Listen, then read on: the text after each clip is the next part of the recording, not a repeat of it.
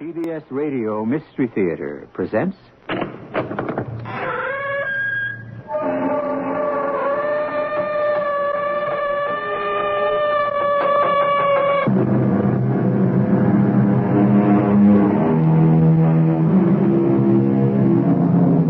Come in. Welcome. I'm E.G. Marshall, ready to take you into the byways of human experience and sometimes even beyond.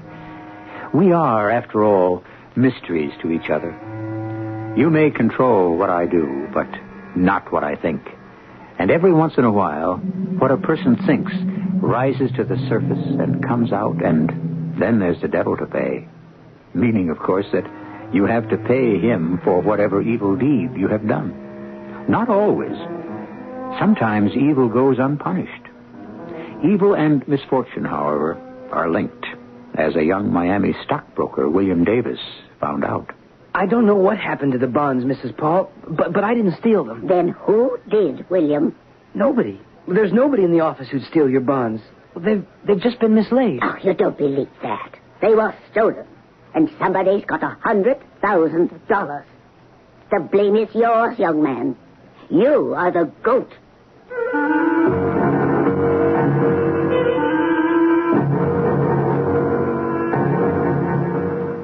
Our mystery drama, Two Motives for Murder, was written especially for Mystery Theater by Roy Winsor and stars Don Scardino. It is sponsored in part by Buick Motor Division and Contact, the 12-hour cold capsule. I'll be back shortly with Act One.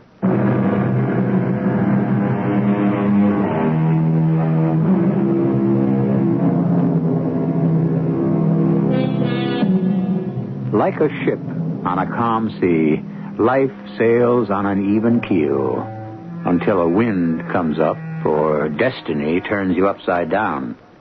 The ship is driven off course, and you are so beset that your life is completely changed. You may recover from a loss or an injury, but you won't forget them. And so you are changed. A person who is prejudiced can become tolerant. Another who loses his security learns what survival means. And an escape from death makes life very precious. Upset? Of course I'm upset. What kind of word is... Don't yell at me. I didn't steal the bonds. Steal? Will you stop repeating my words? The way you say it, you think I stole them. Are you crazy, Carol? All I know is that you handled dear old Fanny's account, and some of her bonds have disappeared. So? Well, Mrs. Paul gave me an order to sell $100,000 of her negotiable bonds, so I did. Mm-hmm. I had the bonds on my desk. When I came to deliver it to our man at the exchange, they were gone. That's it. Well, then what happened? I panicked. Old Fanny's a family friend. She gave me her account, and I handle her portfolio, and it's a big one, over $1 million. Have you told her? Well, how could I, Carol? You think they were stolen? No. Who'd be crazy enough to do a thing like that? But just say they were stolen. What happens then? Well, the bonds were assigned to the brokerage. I have Fanny's authorization to sell them and to send her a check for the money. Yes, but if the bonds are assigned to your brokerage, a check for the money would be made out to your company, isn't that right? Yeah, that's the way it works. But if negotiable bonds are stolen, a clever person could claim to be Mrs. Paul, fake her identity, and get the money. Well, have you told your boss? Yeah. And? Mr. Wall's a very calm guy. He said to relax. We'd talk it over tomorrow. And if the bonds are really gone, Bill? That's it, baby. I'm finished as a stockbroker. But what about the $100,000? Well, the brokerage will pay Mrs. Paul and take the loss. Maybe. Oh, yeah. They take the loss and try to collect from you. Ha, ha, ha. And we've got $720 in savings. You know, that's pretty good. I know you're trying to calm me down, and I love you, but this is serious, Carol. I didn't steal the bonds. Oh, honey, I know that. They're lost or stolen. Unless they're found, no one will ever trust me. I will. Well, that's because you're my darling wife, not a judge and jury.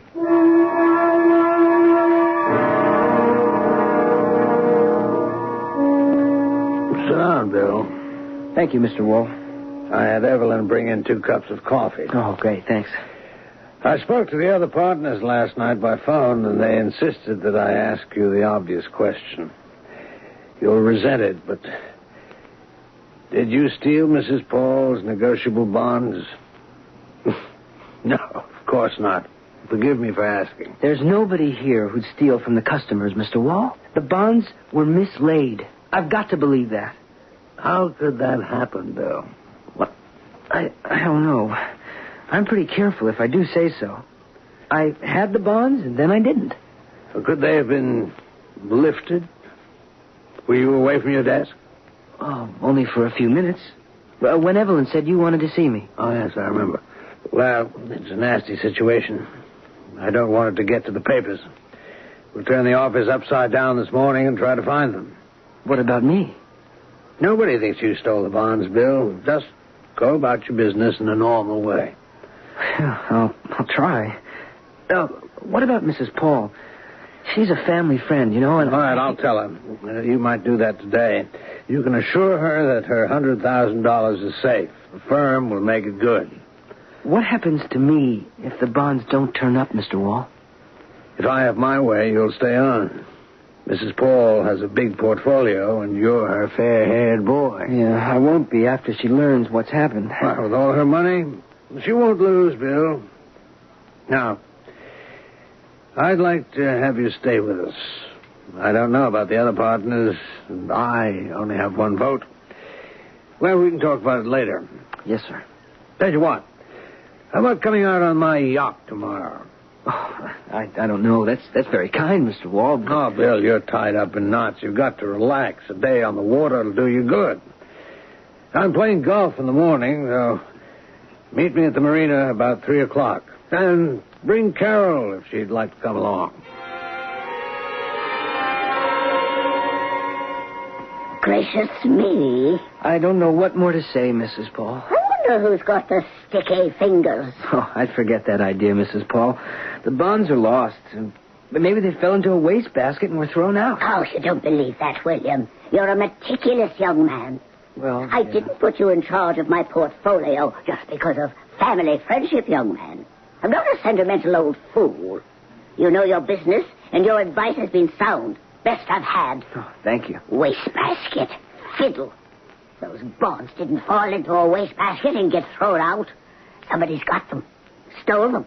And you've been chosen to look like the thief. But I just can't believe that. What about that oily Mr. Wall? Oh, he's not oily. Don't tell me that. He fawns over me.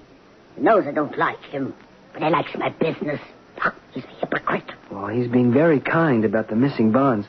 He invited me and Carol for a sail tomorrow afternoon. And you're going? Sure. Well, Carol won't go. Why not? Because your dear and pretty young wife can tell the difference between a four-flusher and an aristocrat. Why is he taking you for a sail? Well, to talk things over. My job. But don't worry about it, William. If you're blamed for somebody else's skullduggery, I'll switch my account. What? Oh, that's... Well, that's coercion, Mrs. Paul. No. Power, young man. I may be a skinny old lady, but I've got $1 million punch.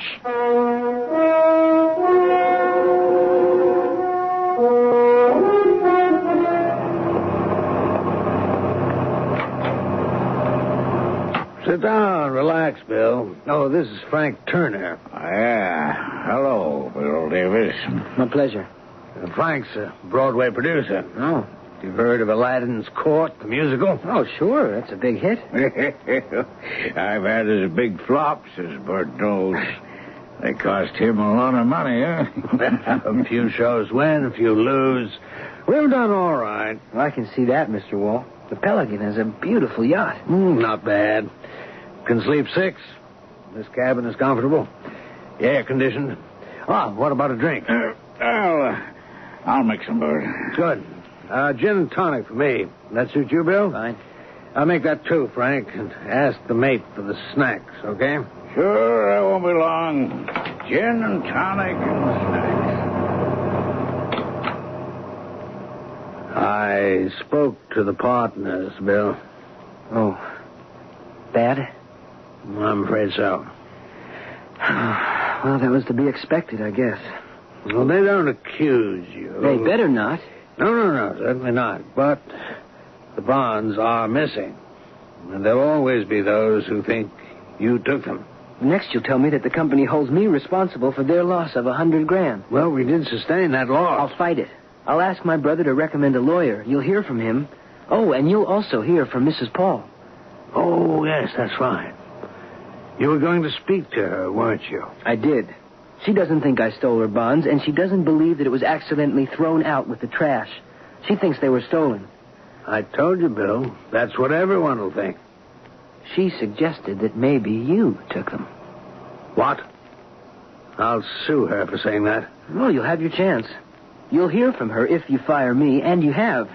And she will switch brokers. What? But her portfolio... Well, here, drinks. Snacks going up. Anything wrong here? Oh, no, nothing, Frank. That business problem I told you about. Oh, yeah. Well, can we forget it and enjoy ourselves? Well, here you are, Bill. Oh, thank you. Bert, could I see you for a minute? No, sure. Excuse me, Bill. Oh, of course. Take your time. It's nice in here.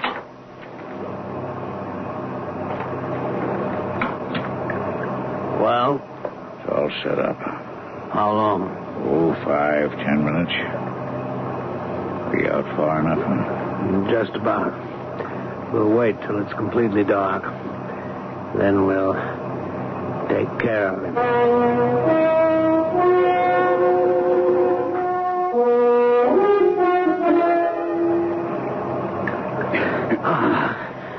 That's done. He's overboard. Yeah. You think the captain and the mate saw anything? They keep their eyes on the bow. So a guy could fall overboard and there'd be no wiser. It's not uncommon. Yeah. Wait a minute. What's that off there to starboard? Tanker? Looks like it. You don't think? No, not a chance. And the water's full of sharks. All right, come on below. Yeah. Now we better wash out this glass. I'm grateful for your help, friend. Oh, that's okay. I'll have the money for you in a week or so. Yes, the sooner the better. You know, I took a bath on that last production. You owe me quite a chunk. You'll get it. Now, how do you report a thing like this? There's nothing to it. Guy's stolen $100,000 of negotiable bonds. He knows he'll be exposed. Jumps overboard. No problem. If you say so. I do. Now, come on, let's relax. As I told Davis, there's nothing quite as relaxing as a sail on a yacht.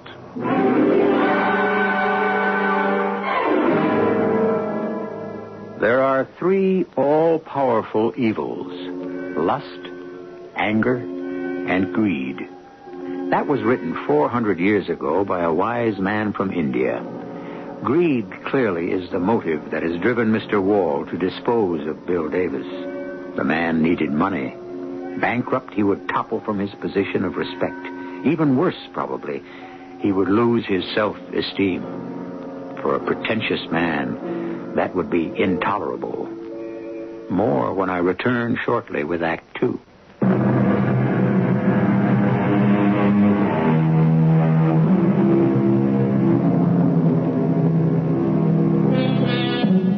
When Browning wrote that a man's reach should exceed his grasp, what he meant was that each of us should reach beyond what we can get our hands on.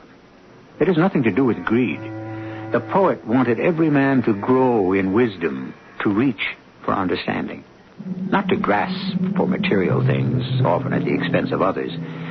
That is not Mr. Wall's philosophy. He is in debt, and he is an ambitious man. Remember that tanker looming dark in the night? Well, aboard it, several hours later... What's your name? What? Who are you? Captain Olson? We found you floating half dead 5 miles off the Florida coast. I was? I've notified New Orleans. The police will question you there. Where am I? On the Delta Queen, oil tanker out of Charlotte. And you found me floating out at sea? That's right. Your boat go down? No, I don't think so. You could have, if the others were doped up like you. Huh? Doctor says you were doped up. I thought you was drunk. He says no. You got to have respect for the ocean, young man. I do. The waters around here are full of sharks. Yeah. Well, thanks. Thanks for rescuing me, Captain. Well, who are you? When we picked you up, your jacket was gone. Can I send a radiogram to tell my brother I'm safe? Well, sure. I still don't know who you are or what happened. I got to report it. I'm Al Faber. I'd like to notify my stepbrother, Stanley Davis, so he won't worry. Just write it out and I'll send it. Or give it to me now. Who were you with? Whose boat was it? I still feel so goofy. I can't remember. Yeah? Well, if the boat didn't go down, the owner will report you missing. You tell kind of a funny story, young man. Well, it may sound funny, but believe me, I don't know what happened. Send the radiogram or telephone the shore and have someone notify my stepbrother. He'll be worried stiff. Okay. Well, let's have it. Go slow now. It goes to Stanley Davis, 1516 Palm Circle, Miami. Okay. Go on. Picked up by Delta Queen. Docks New Orleans. Pier... Where and when do you dock, Captain? Monday morning, Pier 23. Good, would you write that in, please? Anything else? Yeah. Meet me for police questioning. Tell Fanny not to worry. Love to Carol. Signed, Al Faber. Faber. All right, I got it. You want some grub? Oh, if it's not too much trouble, thank you. I'll see that you get some. Funny, you remember them names and addresses, and you don't know who took you for a boat ride. Well, maybe I don't want to remember. Like that, huh? Could be, Captain.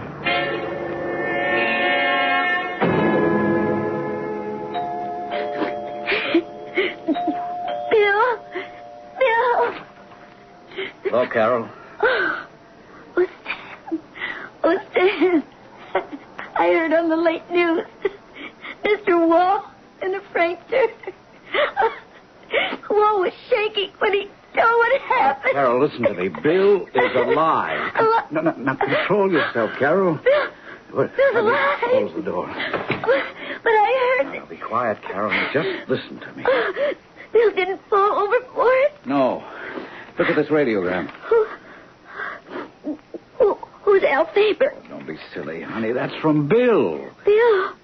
But why did he use the name Al Faber? Because he must be in danger. Oh, he didn't fall overboard. Someone tried to feed him to the fishes. I don't know why. Carol, was Bill in some kind of trouble? Missing bonds. $100,000 worth. They belong to Fanny Paul. And office thinks Bill stole them. I see. And Wall is a member of the firm.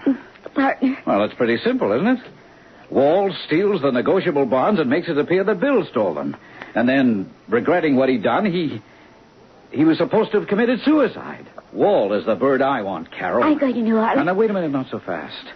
You're going to do what Uncle Stan tells you to do. You got it? Oh, but Bill... Bill is all right, and you're all right, honey. Now, let's keep it that way.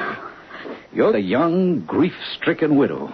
All you know is your husband jumped from the ship. You don't believe he's a thief, and you know nothing about the missing bonds. All right, Stan. But you said Bill's still in danger.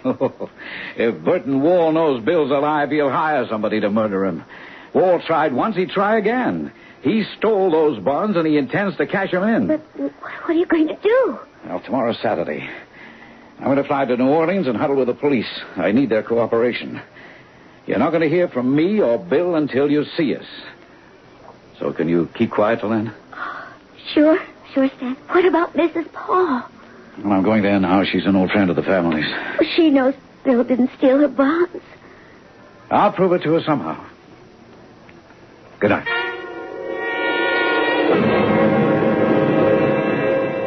Fanny, just listen to my news. Bill was taken for a boat ride by Mr. Wall, all right. But he was rescued by a tanker heading for New Orleans. Good heavens. Come in. Close the door. All right. Now, look, I won't stay a minute. Carol wanted you to know. She'll be Mum, and you must, too. This Wall meant trouble. Well, a hypocrite. I knew he'd stolen the bonds. You'll bring him to justice, Stan. Bring him to justice. I'll send him to the chair if I can. Now, don't say a word to anyone about Bill being safe. Would you object to my seeing Wall at his office on Monday? What for? I am changing brokers. I don't know. That could be dangerous if he loses your account. I am not afraid of him. Well, I think you should be, but... All right, Fanny, it's up to you. Of course it is. I never trusted the man. And after attempting murder, I can't stand the thought of him. Give Bill my love.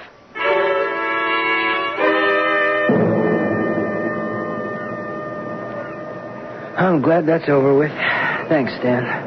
Well, I briefed the police, and they agreed to bury the story, but it sure took some persuading. I only had a telegram and the story about the stolen bonds. But your position... Well, that helped. Oh, quite a weekend. Was Carol upset? Well, of course she was. But don't worry, I calmed her down. Oh, and I spoke to Fanny Paul, too. They're going to keep quiet. All right, now, boy, tell me what happened. Why were you on Wall's yacht? I was uptight. He said a sail would help me unwind. That's all. There was a guy there named Frank Turner. He left to prepare drinks and... Yeah, and Wall? Well, he said I was through and that I owed the firm the money. That barracuda. All right, Bill, go on. Well, Turner stayed away for a few minutes, and I was left there.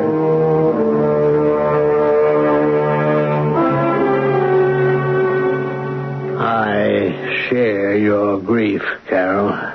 Thank you, Mr. Wall. I feel a deep sense of responsibility. It wasn't your fault. There's no chance that the body... No, I don't think so, Carol. I found the Coast Guard as soon as I discovered that Bill had jumped overboard. Jumped? Not fallen? He had a lot on his mind, remember? Oh, in my opinion... Not in mine. Bill would never have committed suicide. Well, for your sake, I hope the verdict will be accidental death. But you've read what the papers are saying.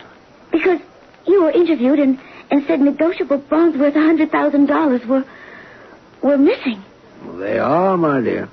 And the implication is that Bill stole them. Well, what happens now? Your firm is out a small fortune. I suspect that our lawyers may attach Bill's estate. Insurance and the few $100s I've got in the savings account. My dear Carol, I've got nothing to do with it. I've said I hope that the verdict will be accidental death.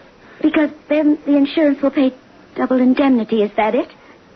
I came here to say how sorry I am that your husband is dead. Not to listen to your abuse. You know that Bill didn't steal those bonds. Did you? If you dare suggest such a sick idea to the news reporters, I'll drag you into court and make you retract your words. Go ahead. Maybe you'll be there before you know it. What does that mean? Nothing. Wishful thinking.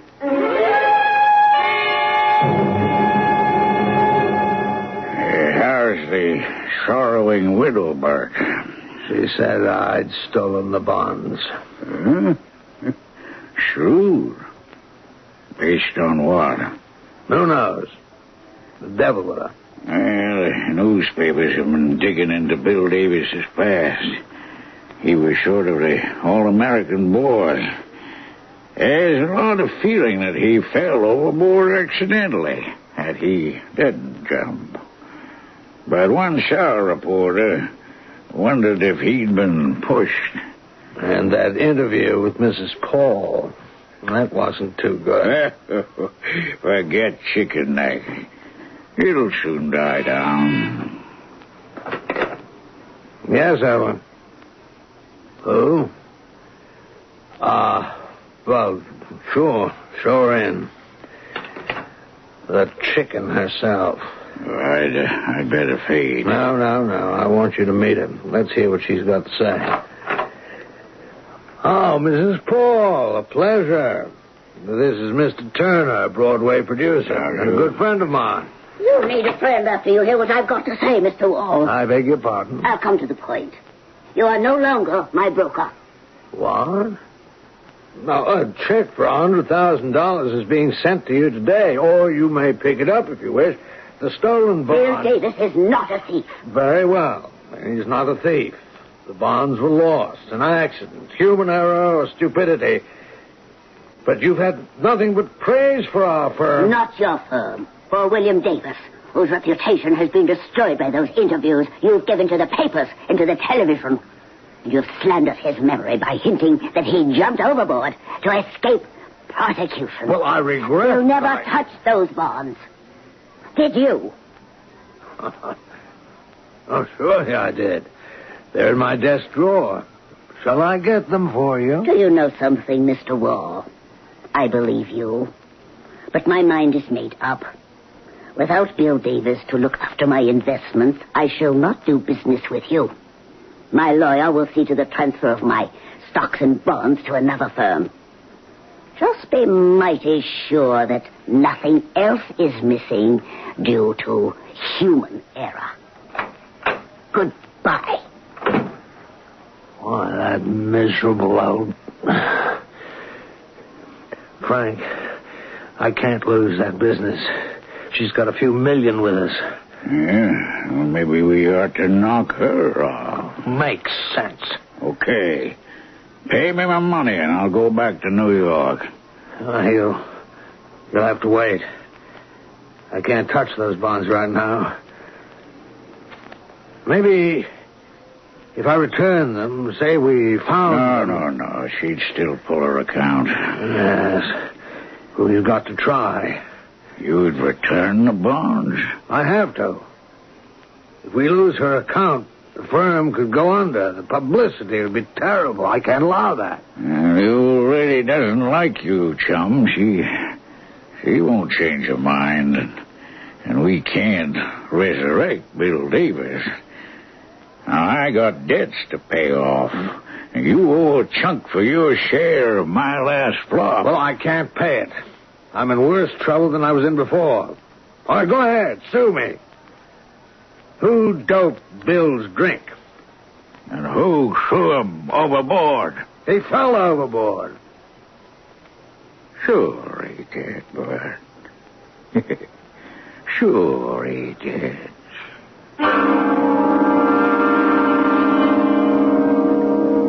Not much is certain in life, but I think you'll agree that, given time, wickedness is exposed and destroyed.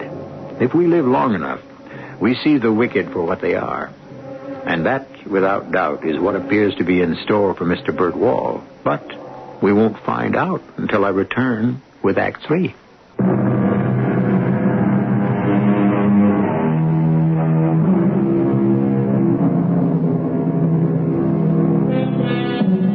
Greedy folks have long arms, according to an 18th century Scottish proverb, and Mr. Burton Wall is certainly one of those greedy folks. Driven to it, of course, by imprudence, but Mr. Wall gambled that he could steal negotiable bonds and have the blame fall on a man he pushed into the ocean, a man who he claims died from remorse. Well, it hasn't worked out that way, because the ocean gave back the man. Don't cry, Carol. I thought you were dead. Well, I'm not. Oh, it must have been awful. Did you just float?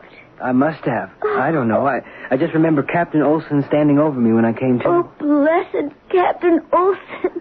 Yeah, Carol, what I told you was right. Wall got him aboard the Pelican. He doped his drink and dumped him overboard. Bill would be dead, except for the Delta Queen. So that's it. Wall stole the bonds.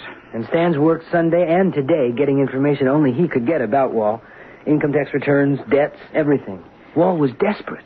I won't build a hideout until I'm ready to have a showdown with Mr. Wall. Late tomorrow, maybe, or Wednesday. Well, why doesn't Bill just go to the police and tell them what happened? I can't prove anything, Carol. Wall and Turner say I fell overboard. How can I deny that? I was doped. That's what the ship's doctor said. Well, you leave it to me, Bill. I know how to stage my meeting with Bert Wall. Stan told Fanny Paul. I know. She's something else. I think she should be in on the showdown, Stan. Yes, I agree. I'm going right over there after I leave here. It's all pretty awful, isn't it? Oh, grotesque.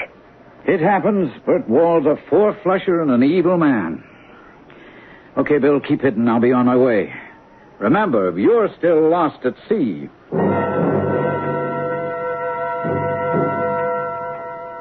Fanny, you could be in danger. Now, I know you said you're not afraid of Wall, but you should be. He's homicidal. He wouldn't dare try to harm me. Fanny, he tried to murder Bill. Why shouldn't he murder you to stop you from transferring your account? That's why I want you to pack an overnight bag and... What? You're going to spend the night with me and my wife. But Stan, I'm serious, Fanny. Melodramatic foolishness. So maybe, but why take a chance? What's that slippery Mr. Wall got to be afraid of? He thinks Bill's dead. That's right. And maybe he's confident that he's gotten away with murder. But, and remember I asked you to wait a few days before blasting him? Your threat has given him a new problem. If you move your account... Yes. There's something to what you say. I'm going to face him on Wednesday, maybe even tomorrow afternoon. Until I do, I've got Bill hiding out in his house, and I want you away from yours, so do what I say, Fanny, will you? Now, come on, pack your bag and hurry it up.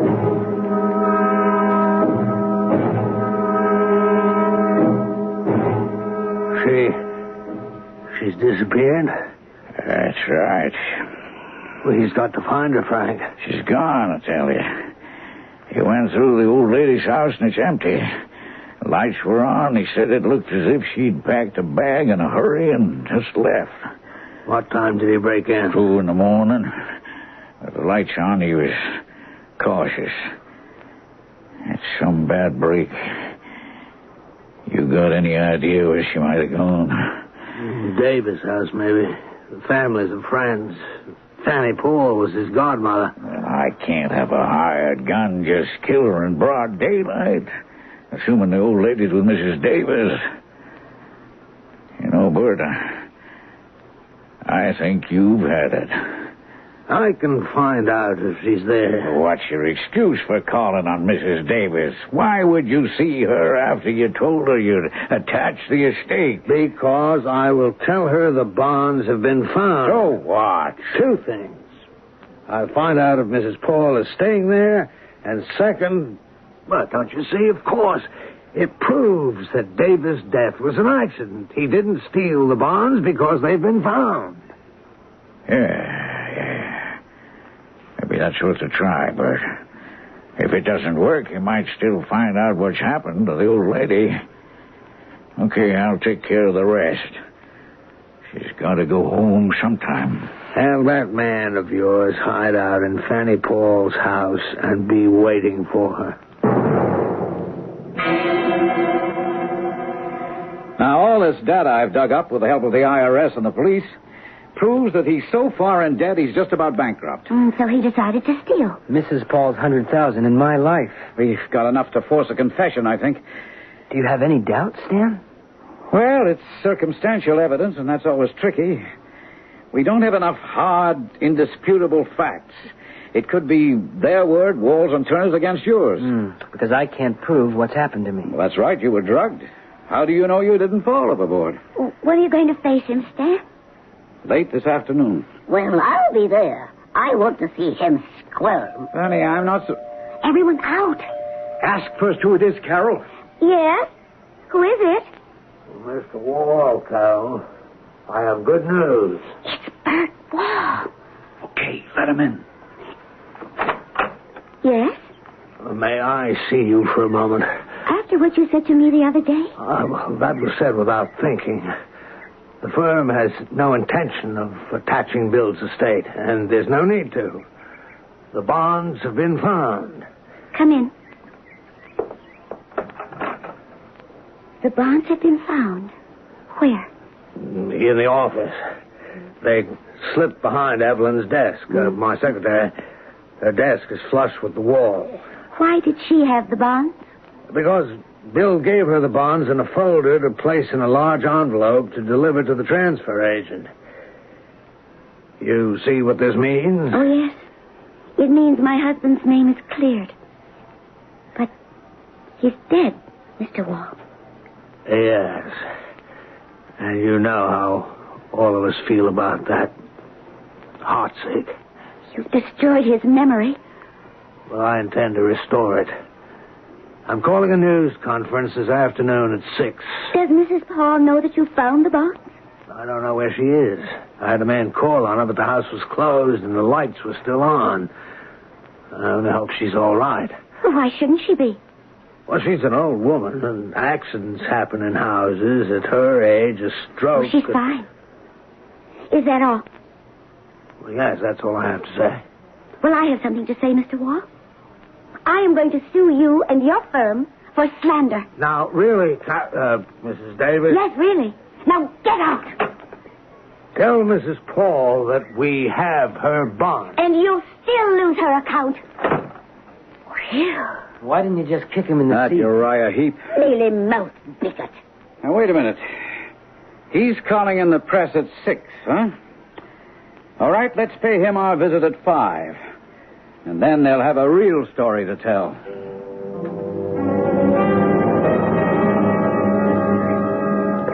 You run along, Stan. I'll change no, I'm coming in. Oh, foolishness. My business, you can't trust anyone, Fanny. Well, come on in, then. But goodness, what an unpleasant kind of job you have. Well, all of us need a watchdog. Oh, now, just don't argue with me. Wait a minute. Let me go in first. Well, what? Gracious. You have a gun. All right, come on. Oh, my goodness. Close the door. Let me look around. Well, what in the name of heaven do you expect to find? Hopefully nothing. I just want to make sure that nobody's been here. Well, you're serious. You really believe somebody might try to kill me, Stan? Fanny, you just stay behind me as we go up the stairs and keep your head down. Now, let's see. Where's your bedroom? Right or left from the top of the landing? Across from it. There it is. Down, get down! Oh, you're hurt. Oh, not bad. Oh, my goodness. I dropped him, all right. Honey, Yes. call the police. Well, what do you want me to do? Shoot myself? I can't pay you, Frank. I haven't got a cent. You know that. You have the bonds. I have to return them. We lose the old woman's account. You've lost it. Didn't Davis's wife say you'd never get it back? That bird brain. Keep the bonds, you'll still have $100,000. And the firm will fire me. If they get rid of me, maybe they can hold the account. If the old woman hadn't given us the slip.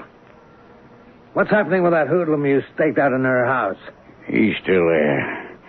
When she returns home, he'll take care of her. But you keep the bonds. Yes, Evelyn. Who? Bill Davis' brother. Well, I suppose so. Yes, send him in. I'll push along. I can't stand tearful scenes. Come in, Mr. Davis. I'll be here for the news conference, Bert. Don't leave, Mr. Turner. Do you mind if I, sit down? No. Go ahead. You look pretty pale. Well, I just had a .32 slug removed from my shoulder. What? I'll come to that. You'd better sit down, too, Mr. Wall. You're, pretty deep in debt, aren't you? What business is that of yours? A motive for murder? Now, look, Davis, I'm You busy have and I stock can't... on margin that you're going to lose. Who gave you that information? And your house is so heavily mortgaged, the bank will foreclose unless you pay them something. Your yacht... Get out of here. Frank, help me throw him out. I wouldn't try. See this? I used it once today. Oh, and I can assure you I know how to use a gun. Now then, Wall, you were desperate. You stole the bonds, attempted to murder my brother. He fell off my boat. Now, what do you mean attempted to murder your brother? Just let me show you. Okay, come on in. Hello, Mr. Wall. What? Good Lord. Frank Turner drugged the drink he served to Bill, and the two of you dropped him overboard. Prove it. That might be hard to prove, but not what almost happened to me. Tell him, Stan. Well, you also planned to murder Mrs. Paul. Your hitman was waiting for her to return home, but I went in with her. He fired and hit me, but I shot him twice. Before he died, he confessed. That was your boy, Mr. Turner. Who are you? How did you get all that information about me? Department of Justice, Federal. Any other questions? All right, Carol. You can bring in the police. Shall I tell Mr. Wall what I'm planning to do, William? Sure. He'll like it. William is replacing you here as a partner, dear Mr. Wall. And I am leaving my account with the firm.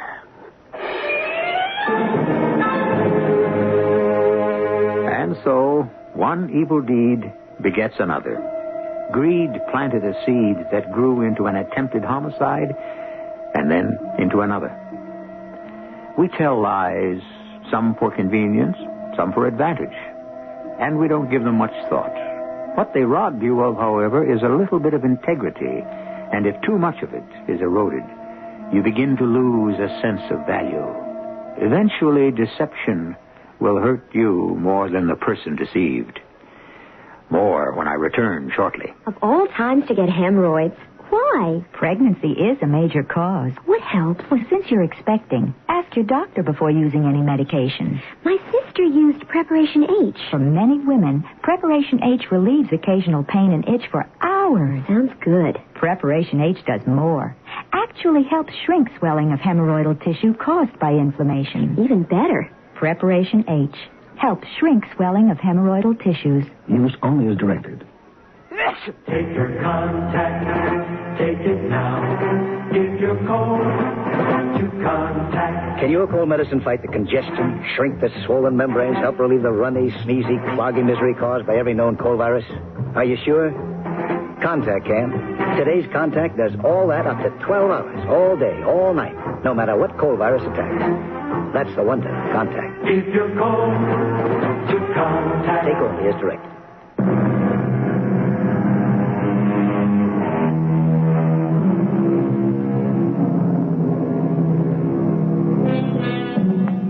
Shakespeare's line, "To thine own self be true," is so well known it has whiskers on it. But you can't deceive yourself, and that's the person you have to live with. You've heard he's a born liar, and I know a few more. What about him? Even if he tells the truth, he won't be believed. Too bad, because what he has to say might save a life, might make you rich, even prevent a war. Our cast included Don Scardino, Evie Juster, Bob Dryden, and Ian Martin. The entire production was under the direction of Hyman Brown. And now, a preview of our next tale. She said, Aylmer, I know not what may be the cost to rid me of this fatal birthmark. Perhaps its removal may cause cureless deformity, or it may be that the stain goes deep as life itself. Besides, do we know that a possibility even exists of unclasping the grip of this little hand which was laid upon me before I came into the world? What could you say? I said what I believe, that I'm convinced of the perfect practicability of its removal. And then she said, Aylmer, let the attempt be made. Danger is nothing to me. Life is a burden, while this hateful mark makes me the object of your horror and disgust. Aylmer, she said, remove this dreadful hand, or take my wretched life. Radio Mystery Theater was sponsored in part by Contact, the 12-hour cold capsule, and X-Lax. This is E.G. Marshall inviting you to return to our Mystery Theater for another adventure in the macabre. Until next time, pleasant dreams.